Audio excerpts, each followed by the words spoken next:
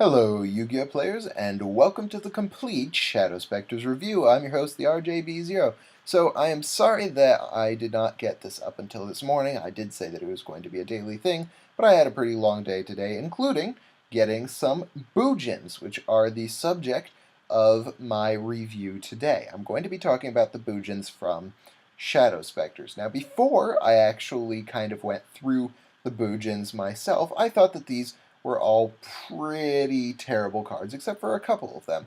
But as I read through them, I find that more and more of them are actually pretty decent in their own respects. So I'm going to talk about those. Keep in mind that I do not think it is even slightly outside the realm of possibility that Konami is going to make a broken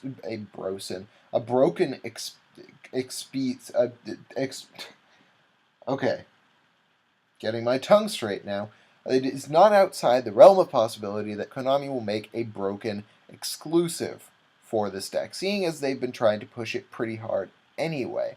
And Yamato has made them quite a bit of money in Judgment of the Light. So I do not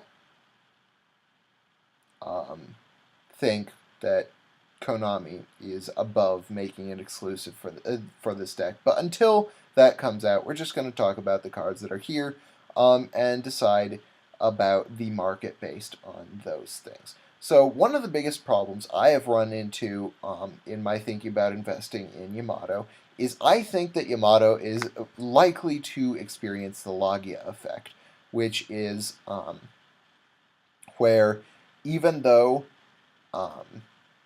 I don't know if you guys remember what happened with Logia. It was originally about a $30 card because of, Dino Rabbit. And then even as Dino Rabbit steadily became the best deck of the format, Logia just kept losing value.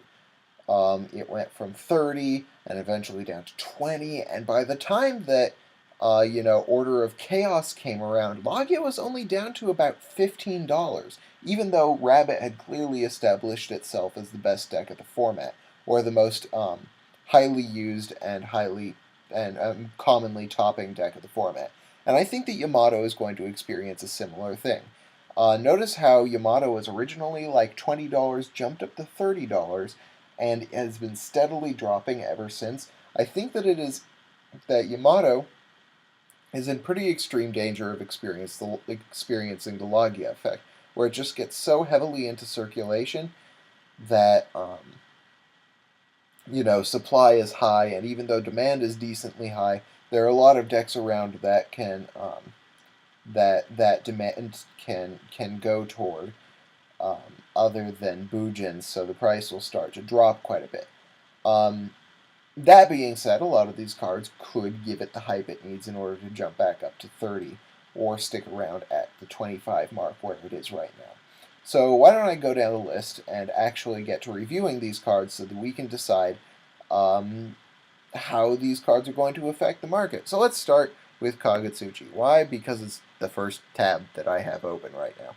So Cognate Xuechi is a rank 4 Beast Warrior Xyz monster that only requires 2 level 4 Beast Warrior type monsters, which is really interesting because that means that decks like Fire Fist or Fire Kings can make this card. And since it has the effect at the bottom that once per turn this card would be destroyed by... actually, it doesn't say once per turn, which is interesting.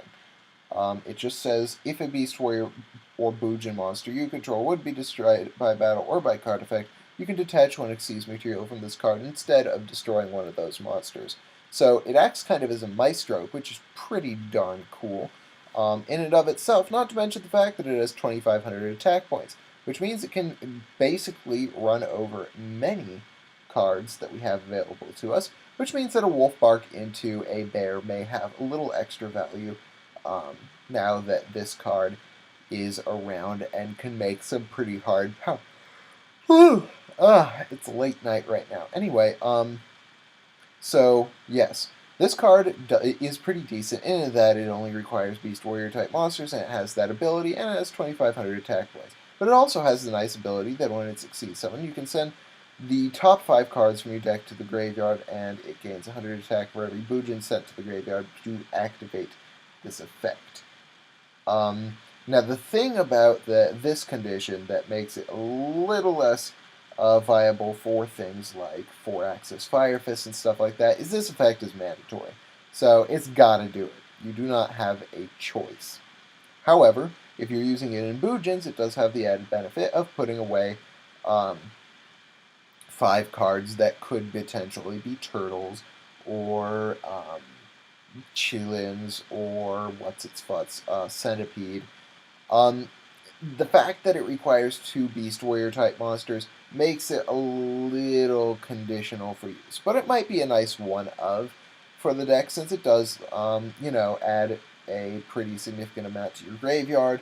It has a pretty solid attack score, and has the ability to keep itself from being destroyed, which is, ooh, wow. Okay, this will teach me to make videos at like 11:30 at night.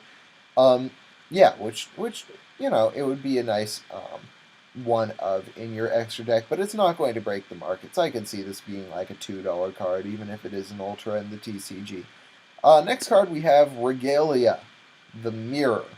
At the start of main phase 1, if you control a Beast Warrior type monster, or Beast Warrior type Bujin monster, and your opponent's monsters on the field outnumber your monsters on the field until the end of your opponent's turn, neither players can activate spell trap cards or spell trap card effects.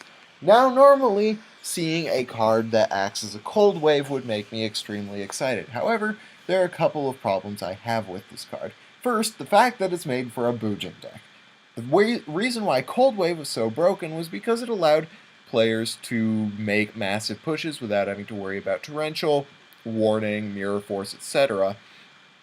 So decks like X-Sabers could basically blow a massive hole in their competitors without really fearing any retaliation from the opponent. But the problem with putting a card like this in Bujins is the fact that Bujins don't really make big pushes. They usually just put a monster on the board and steadily beat the opponent down with it. So that is a little bit of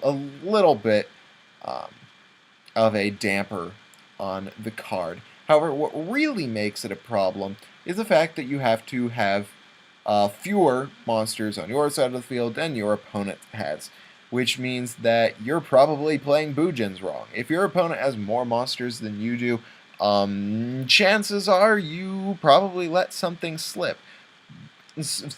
For instance, if your opponent puts enough monsters on the board that can take down say, Yamato, which is pretty much the only way that an opponent will commit to the board against Bujins, chances are you would have taken them down via things like Crane, D-Prison, Mirror Force, etc. If a Bujin deck is really allowing an opponent to put that many monsters on the board, and keep them there at least, then you're probably playing the deck wrong. This is a similar problem that Needle Sealing faces, in that your opponent has to have 2 monsters on the board in order to use it, and, at least 2 monsters on the board in order for you to use it. It makes it a lot more conditional, and it makes it a lot less of a power play than it really should be. So although a Cold Wave-like card would seem broken in a Bujin deck, this doesn't really work as well as it should be. Boar is an interesting card. The first thing I really like about Boar is the fact that it only requires you to control a Bujin monster before you can use it, which means that if you don't open up with a Yamato or with a Mikazuchi, then you can still make some pretty decent plays. And I'm going to get to this in a video later, which is that Bujins need to start making use of their 1-for-1 cards, or at least their 1-for-1 plays that they can make out of things like Bujingi Boar. And I'll get to why that is later. But Bujingi Boar really allows you to play the deck without opening with a Beast Warrior type Bujin, like a Yamato or a Mikazuchi. If you open with, say, a Turtle or a Chillin, and this card, then you're still in pretty decent shape, because you can set this card and stall out for a turn, and then you can banish it from your graveyard to allow Chilean or Crane or Turtle to run over an opponent's monster.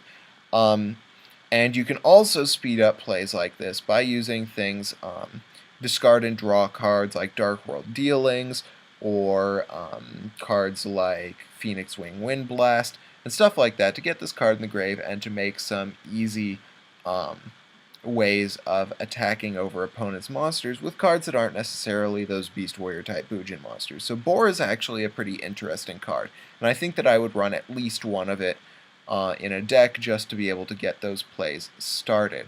Next we have Bujingi Ibis, which during your main phase 1 allows you to have a monster deal piercing damage. It's an extremely underwhelming card. I don't think we have to really worry about this. Yata is a card that I think we might see some play of.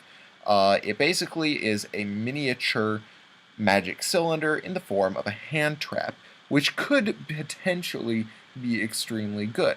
Consider the fact that one of the cards that Bujins have the biggest issue with is Cataster, because it can run over the Yamato, it doesn't have to worry about Crane or Turtle or anything like that. And with this card, a card like Cataster or Armades or something like that, actually Armades won't really allow you to do this, but a card like that can bypass Crane and get it over your Yamato will be stopped in its tracks by a Bujingi Yata. It'll deal that damage and allow you to go for the Chilean play later. I think you might start seeing people play like one-ofs of this, and then it might just be seen as a tech play. I don't think it's going to make a massive splash on the market, but I can definitely see it being played in the deck sometimes. Then finally, the one card to rule them all out of this set for Bujins is Mikazuchi.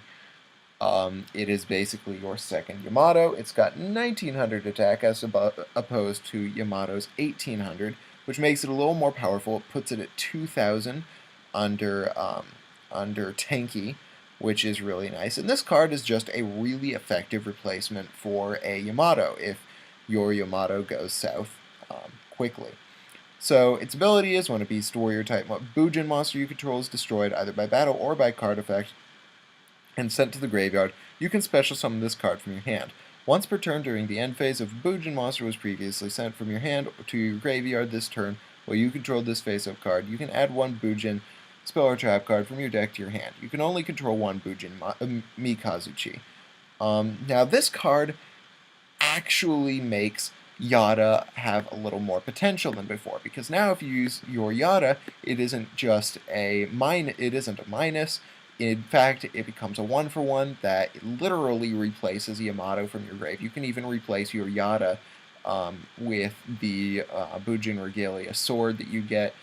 So this card is not only another Beast Warrior to allow for your Crane plays, but it's also got 1900 attack points and makes plays like Yata and Crane into a pretty big deal. And it turns Crane into an even bigger problem for your opponent than it was before. So this card may actually change the way that Bujins are played. And I think, and I once again will get to this in my next video, that this card will actually, if people start learning how to use minuses to make effective 1-for-1 plays, this card may become the way that Bujins really flourish. While Yamato is really good, this card might be the nail in the coffin for, or I suppose there's probably a better metaphor for how this helps Bujins, for basically setting up Bujins to be an extremely effective deck.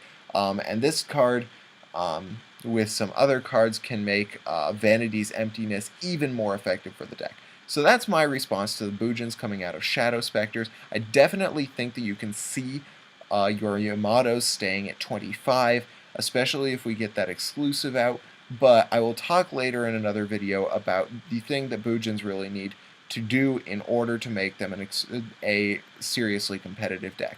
So thank you guys for watching. I hope you guys found this video informative. I know that I really did just ramble through some cards. But if you did like this video, hit that thumbs up button. Of course, if you didn't, let me know why. And then subscribe for more Yu-Gi-Oh! Videos. Thank you guys for watching the complete Shadow Specters review. I'm your host, the RJB0, and I got a jet. See you guys.